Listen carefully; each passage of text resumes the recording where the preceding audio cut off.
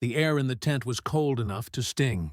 Canvas flaps shivered in the wind, the smell of disinfectant mixing with damp wool and fear. It was late 1945, weeks after Germany's surrender, and in an American POW camp outside Reims, dozens of captured German women stood in line, stripped to their undergarments. The metallic glint of a measuring tape caught the light. That was when the unthinkable happened. The doctor began measuring their breasts. A murmur ran through the line. One woman flinched when the tape touched her skin. Another whispered, "Why this?" None of them knew the answer. The soldiers nearby kept their eyes averted. Typewriters clacked somewhere behind a canvas partition, logging data, recording inches and centimeters that made no sense to anyone waiting here.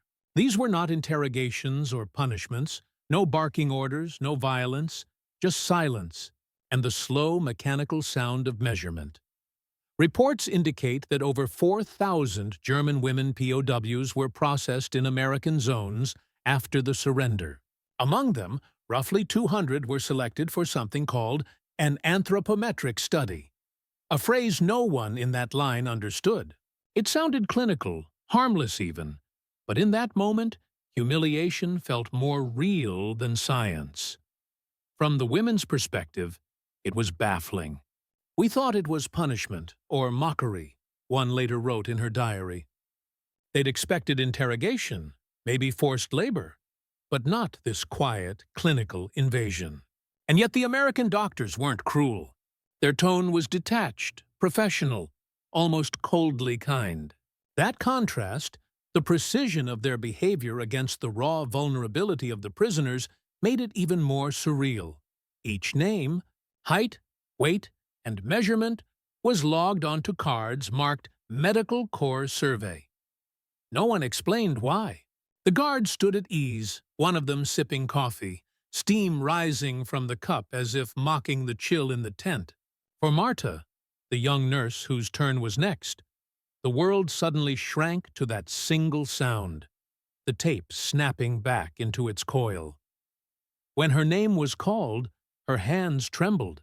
She stepped forward, heart hammering, expecting ridicule or violation. Instead, the doctor simply nodded, professional as a tailor. She couldn't decide which felt worse, the fear or the calm. What she didn't know yet was that this was not humiliation at all. It was a study that would soon reveal something deeply unsettling about the human body after war. Snow crunched under her boots the morning she surrendered. It was January 1945, near the outskirts of Breslau. Marta had been a Red Cross nurse, her uniform once crisp and white, now smeared with soot and dried blood. The order came suddenly. "Lay down your instruments. The Americans are here." She remembered looking around at the others, half-starved, trembling, unsure if survival was victory or punishment. They marched out through a hollow silence. The city behind them burned in gray smoke, its spires broken and bent like bones.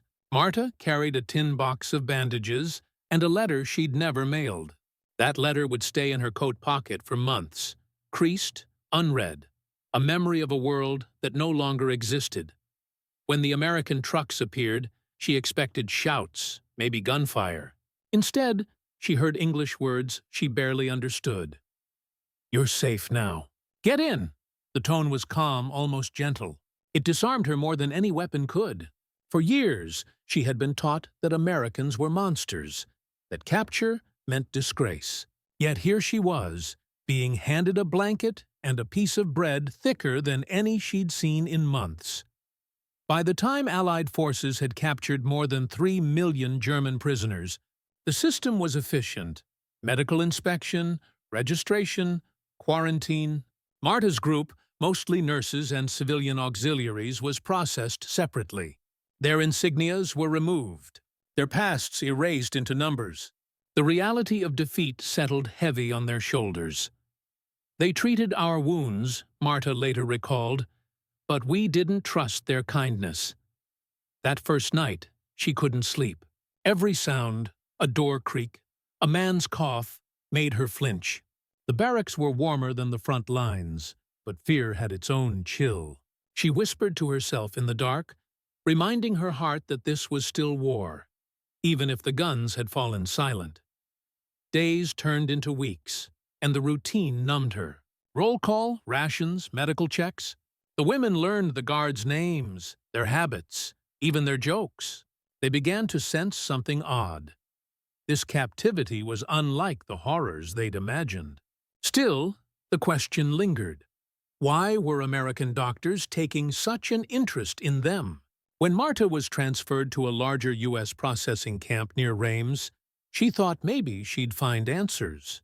What she found instead was silence, and rumors of strange tests waiting inside the medical tent. When Marta arrived at the new camp outside Reims, she braced for cruelty. But what greeted her instead felt almost unreal. The barracks were clean, the air smelled faintly of soap and boiled coffee, and someone had stacked folded blankets on every bunk. Guards spoke without shouting. There were no blows, no barking dogs, just an efficient rhythm, like a hospital that had forgotten it was a prison. Her first meal in captivity shocked her more than the capture itself. A tin plate, real meat, potatoes, and milk, thick enough to leave foam on her lips. Later, she'd learned that the American POW ration averaged 2,800 calories a day, more than many civilians in post-war Germany could dream of. For the first time in months, her hands stopped shaking from hunger. At night, she listened to the soft hum of a generator outside, and the murmur of women whispering in neighboring bunks. Some cried, others laughed nervously at their own fear, still waiting for the brutality they'd been taught to expect. But it never came. The strangeness of kindness gnawed at them. One morning, a rumor swept through the camp like static. The medical staff was preparing for a new kind of exam. Some said it was a health check. Others whispered about measurements. The words hung heavy in the air, unexplainable and embarrassing. What could they possibly need to measure? Someone asked. No one answered. For Marta, the calmness of the camp was its own kind of tension. The guards treated them like patients, not enemies. Nurses from the U.S. Women's Army Corps smiled politely as they handed out soap and toothbrushes. Marta caught herself saying, "Thank you," then hated herself for it. It felt like betrayal to show gratitude to the enemy. Days blurred into one another. The camp's loudspeakers called names for physical exams. Clipboard-carrying medics recorded temperatures, weights, and heart rates. It all felt normal, until one afternoon, a soldier casually mentioned that the next batch of female prisoners would be called for anthropometric assessment. That phrase echoed in Marta's mind as she watched the sunset over the camp fences, barbed wire glinting like threads of glass. Something scientific was coming, but science had never felt this personal before. The rumor turned real one gray morning when a jeep rolled into camp, tires crunching over gravel, carrying two officers with leather satchels marked Medical Corps. The Untold message they brought came straight from headquarters, an authorization for what they called comparative physiological data collection. The phrase meant nothing to the guards, but the medics understood. Orders to measure, record, and compare the bodies of German female prisoners. Inside the administrative hut, the air buzzed with typewriter clicks and the scent of carbon paper. The senior doctor, Captain Robert Ellis, read the memo aloud, his tone detached. All data to be used for Project 1876, B, Anthropometric Survey, European female subjects. Around him, the younger doctors exchanged puzzled looks. Why the focus on women? Why now, when the war was already over? Ellis didn't explain, just underlined the words, Nutrition Recovery Study. By 1945, the U.S. Army Medical Corps had begun documenting the long-term effects of malnutrition on different populations. Germany, starved and bombed into submission, offered a grim laboratory. Measurements would include over 30 variables: height, weight, muscle tone, even breast circumference. The goal: to understand how famine changed the female body and how recovery could be tracked through physical indicators. When word reached the prisoners, disbelief turned to quiet dread. "They said it's science, not shame," one woman muttered. "But how can they know how it feels?" For many, the idea of being touched, examined, or measured by male officers, after years of propaganda warning them of Allied cruelty, felt unbearable. Yet the guards insisted this was medical, not punitive. The same hands that handed out food now held calipers and measuring tapes. Ellis himself was methodical, emotionless. He briefed his team. "You will not comment, you will not joke, and you will treat every subject as if she were your patient." His tone left no room for debate. Still, when the list of participants was pinned to the camp notice board, silence fell over the room. Marta's name was there, fourth from the top. That night, she sat awake, staring at the ceiling, tracing the seams in the canvas above her bunk. Tomorrow, she would learn what data collection really meant, and it would begin inside a tent that looked less like a lab and more like a confession booth. The morning of the exam arrived without warning. A guard banged on the barracks door, reading names from a clipboard. Marta's among them. The women filed out into the cold, their breath steaming in the early light. Ahead stood a large medical tent, its canvas sides fluttering in the wind. From inside came the faint rhythm of a typewriter and the slow drip of disinfectant from metal trays. It didn't sound like punishment, but it didn't feel like mercy either. Inside, the smell was sharp. Alcohol, iodine, paper, and fear. Nurses moved briskly between tables, their khaki sleeves rolled to the elbow. They didn't look at the women, not out of cruelty, but out of protocol. Marta noticed a steel tape measure coiled beside a stethoscope, its edges gleaming. The sound of it being pulled out, snick, was enough to make every stomach tighten. "Name, date of birth," said a medic, not looking up. Each woman stepped forward, answered, then was directed to a curtained area where measurements were taken. One nurse recorded temperature and pulse. Another called out numbers: height, waist, hips, bust, each detail typed into a form stamped U.S. Army Medical Research. It felt endless. The air was heavy with embarrassment, but no one dared speak. There was no cruelty, no laughter, no leering eyes, just precision. The doctors worked as if assembling data for a machine, not touching people at all. Marta focused on the rhythmic tapping of the typewriter keys, every letter a heartbeat marking time. Over 24 women passed through the tent that day, their physical selves transformed into columns of statistics. Each was handed a cup of water afterward and told to rest. It was clinical, detached, almost too calm. That calmness, Marta thought, was what made it terrifying. When her turn neared, she noticed the sunlight spilling through a gap in the tent's wall, illuminating dust particles swirling like snow. It reminded her of the day she surrendered, how beauty could sneak into horror when least expected. The nurse called her name and she stepped forward, clutching her breath as the curtain closed behind her. Behind that thin fabric, the metallic snap of the measuring tape echoed again, cold, deliberate, impersonal. In that sound, Marta knew her moment had come. The curtain fell shut behind her with a dull snap, sealing Marta in a narrow space that smelled of alcohol and paper. A nurse gestured for her to stand straight. "Arms to the side," she said softly, almost kindly. Marta obeyed, feeling the weight of the room press against her lungs.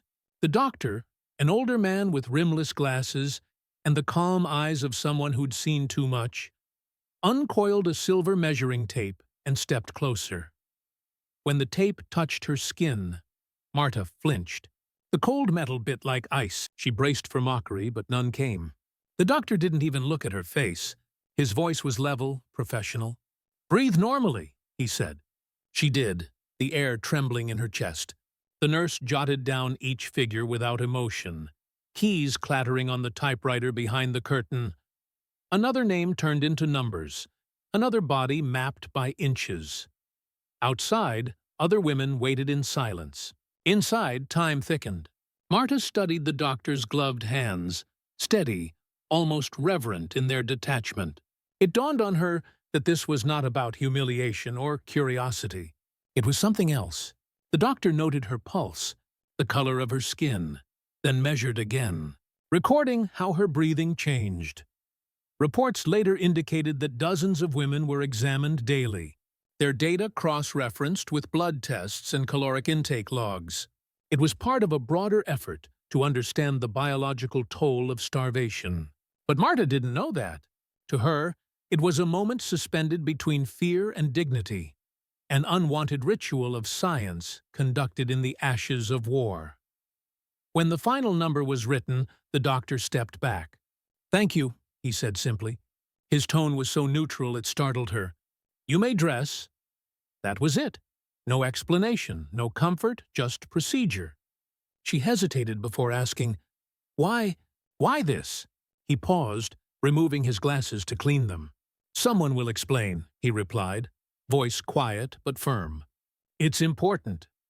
As she stepped outside into the cold sunlight, the sound of the tent flaps whipping in the wind followed her like an echo. Important for what? She thought. The answer, she would soon learn, had nothing to do with shame, and everything to do with what war had done to the human body itself. The next morning, Marta spotted the same doctor outside the tent, sipping black coffee beside a jeep. His posture was easy, almost weary, the kind of tired that comes from too much precision and too little sleep. She hesitated, then gathered her courage. "Doctor," she said in broken English, "why measure us?" He looked at her for a long moment before answering. "It's about rations," he said finally, "not beauty." The words landed like a stone in her chest. He gestured toward a stack of charts on the Jeep's hood, rows of numbers, dots, and scribbled notes. "We're studying what hunger did to you," he continued. "Your body keeps a record of war. We're trying to read it." She blinked, stunned. All this time she had imagined shame, humiliation, perhaps even mockery. But what she heard now sounded more like science wrapped in compassion. The doctor explained how American nutritionists were analyzing malnutrition among prisoners to understand recovery patterns. "Our women back home didn't face this," he said, not unkindly. "You starved differently than ours did." He told her that medical estimates showed the average German female POW had lost between 15 and 20% of her body mass during the final war years. Bones had thinned, hormones had shifted, and even chest tissue, once a taboo subject, was an indicator of severe deficiency. The measurements, he said, weren't about vanity. They were markers of survival. Marta felt a strange heat rise in her throat. Not anger, but something closer to recognition. "You think we are data?" she asked. He smiled faintly. "No, I think you're proof." The answer didn't comfort her, but it changed her. That night, lying on her bunk, she couldn't stop replaying his words. About rations, not beauty. It stripped the fear away, replacing it with a colder, more unsettling truth, that science could be intimate without being kind, and that empathy sometimes hid behind a clipboard. Outside, the generator droned on. Inside, Marta began to understand that the tape measure was less an instrument of control and more a mirror, reflecting how the body remembered what history tried to erase. But she didn't yet know that those measurements were part of something much bigger, already being reported to Washington. 2 weeks later, Marta saw the purpose unfold in the most unexpected way.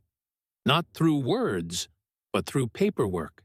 Inside the camp office, clerks stacked folders stamped Medical Corps, Project 1876. B. Dozens of typed sheets fluttered on a desk near the door, filled with measurements, blood counts, and clinical notes. A young sergeant carried them to a waiting courier plane bound for Washington. The why of it all was finally visible, printed in black ink. Behind those exams was something far larger than Marta had imagined. The data wasn't staying in the camp. It was being shared with American universities and nutrition institutes trying to decode the human aftermath of famine. U.S. scientists wanted to understand how starvation reshaped women's bodies. After 6 years of total war, how recovery worked, and how to rebuild health in shattered Europe. Germany, once the aggressor, had become a living study of survival. Reports later revealed that in 1946, more than 10,000 European POWs were measured under similar programs. Most never knew their bodies were contributing to post-war science. For Marta, that realization landed with both pride and discomfort. "We became samples," she later wrote, "proof of what war did to flesh." Inside the tent, Marta noticed the shift, too. The atmosphere turned almost academic. Doctors compared charts, debating metabolism rates, gesturing with pencils instead of commands. Their words, atrophy, recovery curve, protein index, floated above the hum of the camp like a foreign language of healing. She didn't fully grasp it, but she could feel the meaning. They were turning suffering into data, pain into policy. And yet, for all its logic, the idea unsettled her. These measurements, taken with quiet precision, were now crossing oceans. She pictured her own numbers, her chest, her weight, her pulse, traveling on paper through clouds toward people who would never know her face. It felt like being exposed and erased at the same time. That night, she sat by the fence, watching the searchlights sweep the dark. She wondered what her measurements could possibly change in the world beyond these wires. But somewhere in Washington, men in lab coats were already studying her data, charting curves that would shape the science of post-war nutrition, and the beginning of a new kind of humanitarian thinking. After the exams ended, the tension in the camp changed texture. It wasn't fear anymore, it was confusion. The women who had lined up for those strange measurements now whispered in corners, trying to make sense of what had happened. Some cried quietly, others laughed in disbelief. "They measured us like specimens," one said. "Maybe they were just curious." Another answered, "At least they didn't hurt us." Their voices bounced through the barracks like echoes of relief and shame intertwining. Marta kept mostly silent, but inside she churned. She had come to the camp expecting cruelty. Instead, she had found calm procedures and soft-spoken doctors who treated her as a patient, not a prisoner. That contradiction haunted her more than any punishment could have. When evening came, she sat by her bunk writing fragments in her small notebook. "I felt seen, not violated. Still, it felt wrong." Her handwriting shook as she pressed the pencil to paper. The women around her were trading pieces of gossip. The Americans were studying hunger, not humiliation. They were cataloging what starvation had done to Europe's women. Somehow, knowing that didn't make it easier. A few days later, an officer gathered the women for a debrief. His words were simple. "You were part of a medical survey. The results will help doctors treat famine victims." The women nodded, half understanding. Marta stared at the ground, realizing she had become part of something she hadn't chosen. But that might, in some way, save others. Later, official surveys showed that nearly 2/3 of German POWs described their treatment under the Americans as unexpectedly humane. Marta would have agreed, but not without hesitation. Humanity, she now understood, could wear the face of science, and science could be both merciful and cold. That night, the camp seemed quieter. The guards no longer looked like enemies. They looked tired. One of them even smiled at Marta when handing her a ration tin. "You're healing," he said simply. She smiled back, unsure why. Perhaps because, for the first time, she believed him. Yet, in her chest lingered the echo of that metallic tape, the sound of her own history being recorded. And she couldn't stop wondering, what would they do with it next? Over the next few weeks, Marta began to notice things that didn't fit any image of enemy captivity. she had carried in her mind. The guards no longer barked orders. They said please. A sergeant once apologized for a delay in serving lunch. "Kitchen's behind schedule, ma'am," he said, tipping his cap awkwardly before moving on. The word ma'am from an American soldier to a German prisoner sounded absurd, almost comical, but it stuck with her. The camp ran like a quiet, orderly town. Coffee pots hissed in the mornings, and laundry flapped in neat rows under the weak winter sun. German women learned English phrases, thank you, good morning, half mockingly at first, then out of habit. One afternoon, Marta received an extra blanket because a nurse noticed her shivering. She didn't know whether to feel grateful or ashamed. The rations remained shockingly generous. Bread, milk, even small pieces of chocolate from Red Cross shipments. American officials later admitted that each POW received roughly the same caloric intake as U.S. soldiers themselves, about 2,800 calories a day. By comparison, civilians back home in ruined German cities survived on less than half that. The irony wasn't lost on anyone. "They feed prisoners better than our officers fed soldiers," one woman whispered, and no one disagreed. Still, the comfort brought a strange unease. Every act of kindness forced Marta to question everything she had believed. Were these men pretending for propaganda, or was this genuine decency? At night, she lay awake, torn between relief and guilt, haunted by the thought that mercy from the enemy somehow made her own side's cruelty even clearer. The Americans seemed almost eager to show fairness. Educational pamphlets appeared in the barracks, explaining hygiene and nutrition. A nurse demonstrated how to treat frostbite using warm compresses and oil. Marta realized she was learning again, as if war had turned her into a student of survival.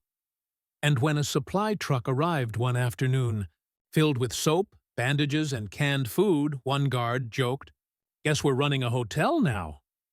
The women laughed, genuinely this time. It was the first sound of normal life Marta had heard in years. That night, she wrote her first diary entry since capture. A single sentence she couldn't stop thinking about. Kindness feels heavier than cruelty. Marta waited until the lights dimmed and the guard's footsteps faded before pulling out her notebook. The pencil was worn to half its size, the eraser long gone. She pressed the page against her knee, the words tumbling out faster than she could think. "I was measured today," she wrote. "I felt seen, not as a prisoner, but as something they needed to understand." The sentence startled her. She paused, staring at the faint line of graphite, realizing she had just confessed a feeling she couldn't explain. In the quiet, the sound of scratching pencils echoed around her, other women writing too. Diaries had become their rebellion, their only way to reclaim their own story. Over the years, historians would recover more than 400 such journals from German POWs in American custody. Each one, a fragment of disbelief. How could kindness exist here? Marta's entries grew longer each night. She described the taste of warm coffee, the smell of soap, the doctor's steady voice, and the measuring tape that no longer haunted her dreams. "Maybe they wanted to understand," she wrote, "not judge." For the first time since capture, she was writing without bitterness. Her words, however, weren't naive. She knew she had become part of a system that used her body for data, but something about the transparency of it, the open acknowledgement that science was trying to repair what war had broken, made her feel less like a victim and more like a witness. One night, she reread her earlier pages from Breslau. "We are lost. No one will ever care for us again." The handwriting was jagged, hopeless. Now it looked like it belonged to someone else. War had crushed her certainty. But captivity had forced her to see that humanity didn't always wear the right uniform. The camp had changed her rhythm of thought. She began translating English words under her breath, repeating phrases she'd heard the nurses say. "Rules are rules. Take your vitamins. You'll be fine." Each one felt both foreign and familiar, small proof that empathy could cross enemy lines without permission. By the end of that week, Marta closed her diary, hands trembling not from fear, but from clarity. She had been captured by the enemy and discovered fragments of herself she didn't know had survived. Spring of 1946. The camp gates opened, and for the first time in months, Marta stepped beyond the barbed wire. The war was over, the forms were signed, and the buses stood waiting. "You're free," an American officer said simply. The word didn't sound real. She clutched her small bag, 2 notebooks, a photograph, and the coat she had arrived in, and climbed aboard. As the camp faded behind her, a strange ache filled her chest. Freedom, after all that, felt heavier than captivity. When the bus reached the German border, the world looked hollow. Towns were flattened, roofs peeled open like tin cans, chimneys smoking from makeshift stoves. Marta stepped off onto a street she barely recognized. Her hometown's church was a skeleton of stone. Its bells lay cracked in the mud. Children scavenged near the ruins for coal. Women queued for bread that never arrived. Within weeks, the shock of peace set in. Ration cards promised barely 1,200 calories a day, half of what she'd eaten in the camp. Marta's body, once measured and mapped by American doctors, now felt like it was shrinking again. "I returned heavier than I left," she whispered one morning, staring at her reflection in a shattered shop window. "But the world around me has lost all weight." Neighbors eyed her differently now, a POW who'd been in American hands. Rumors followed. They fed her like royalty. She worked for the Americans. None of it was true, but truth didn't matter. In a country broken by defeat, survival itself looked suspicious. Still, Marta couldn't unsee what she'd learned. When she treated children at a local clinic, she noticed the hollow cheeks, the brittle nails, the faint tremor of protein starvation, the same signs those American doctors had spoken of. She found herself repeating their methods, giving patients small doses of milk, vitamins, and sugar water. She was, in a quiet way, applying their science. Each night, she reread her diary, the pages now soft from handling. The words that once felt foreign, nutrition, measurement, recovery, had become her language of rebuilding. Germany might have been in ruins, but inside Marta, something stubborn still stood upright. The belief that even after horror, understanding mattered. Then, one afternoon in Frankfurt, a man in a gray coat approached her clinic, carrying a folder stamped U.S. Allied Research Division. "Fräulein Becker?" he asked. "They'd like to see you again." The man in the gray coat introduced himself as Dr. Leland, from the Allied Research Division. His German was clumsy but warm. "We are following up," he explained, handing Marta a letter on thick paper. The heading read, "Nutritional Recovery Study, European Civilian Cohort." They wanted her to return, not as a prisoner, but as a participant. For a moment, she didn't move. The same people who had once measured her in silence were now asking her to come willingly. A week later, she stood inside a new laboratory in Frankfurt, bright, orderly, and clean. There were no guards this time, no rifles or fences. The walls smelled faintly of disinfectant and chalk. She recognized some of the instruments: calipers, stethoscopes, the familiar glint of a measuring tape. But the mood was different. This time, she chose to raise her arms. Dr. Leland spoke gently. "We're tracking how your body recovers after prolonged deprivation," he said. "You're part of a longitudinal study, hundreds of participants across Europe." Marta nodded, not fully understanding the scale. Later, she would learn that these findings, compiled by American, British, and German physicians together, would form part of the foundation for the World Health Organization's first nutrition standards in 1948. The measurements felt lighter now, almost symbolic. She wasn't being examined as an enemy. She was contributing as a survivor. The same gestures that had once filled her with dread, tape against skin, pencil against clipboard, now carried the weight of purpose.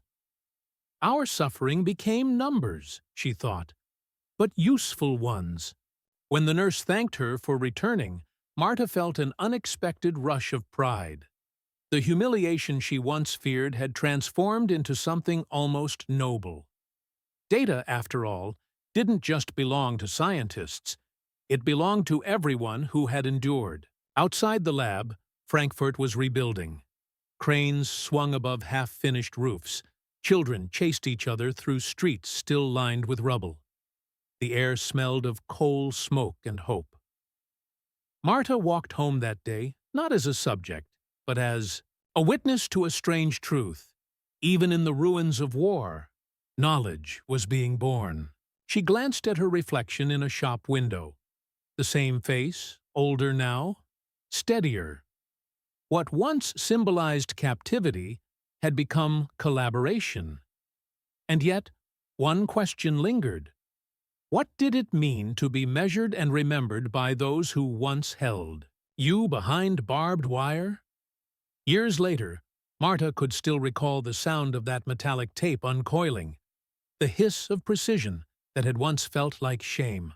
By then, she was working as a nurse in a rebuilt Frankfurt hospital, the war scars around her city softening into scaffolds and skylines. The world had moved on, but her memory hadn't. When the subject of those American studies came up in conversation, she would smile faintly and say, "It was about rations, not beauty." Most people never understood what she meant. In the decades that followed, those very studies, the anthropometric surveys of 1945 and 46, became cornerstones for humanitarian nutrition programs. Reports showed that the UU's Medical Corps' findings directly influenced how the United Nations designed post-war food relief, shaping policies that saved millions from famine. Marta had been a data point in that revolution without ever realizing it. Sometimes she would take her old diary from a drawer, its edges yellowed, pages smelling faintly of camp soap and ink. Her words were still there, pressed like fossils. Kindness feels heavier than cruelty. Reading it, she'd feel a quiet tremor of gratitude, not for captivity, but for the strange mercy that had emerged from it. The measuring tape, she realized, had not just captured her dimensions, it had recorded the fragile resilience of a generation. Once, during a Red Cross seminar in the 1950s, a young American doctor asked her bluntly, "How did you forgive them?" She smiled. "I didn't have to," she said. They never asked for forgiveness. They just measured what war had done, and then tried to stop it from happening again. Marta would never glorify the experience. She knew the line between science and exploitation was thin. But she also knew that empathy sometimes wore a lab coat and spoke in the language of data. What she had once mistaken for humiliation had, in hindsight, been something far more complex, a mirror held up to human endurance. As evening settled over Frankfurt, Marta walked home past the rebuilt church, whose bells finally rang again. Each chime sounded like a heartbeat from another lifetime. And in that rhythm, she understood. Humanity cannot be measured in inches or kilograms, but sometimes measuring is how humanity begins to heal.